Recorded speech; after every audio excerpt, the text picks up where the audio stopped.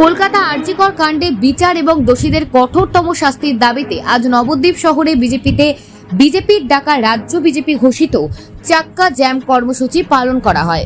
নবদ্বীপের মালঞ্চপাড়া, বুড়ো শিবতলা এবং চারমাথা মোড়ে রাস্তা অবরোধ করে কর্মসূচি পালন করেন বিজেপির নেতা কর্মীরা।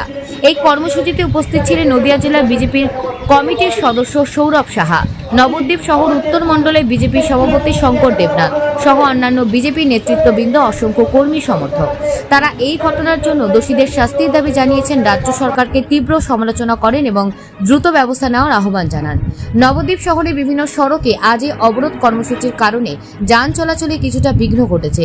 বিজেপি নেতারা জানান, এই আন্দোলনের মাধ্যমে তারা সরকারের কাছে দ্রুত এবং কার্যকর পদক্ষেপের দাবি জানাচ্ছেন। চলতে হবে।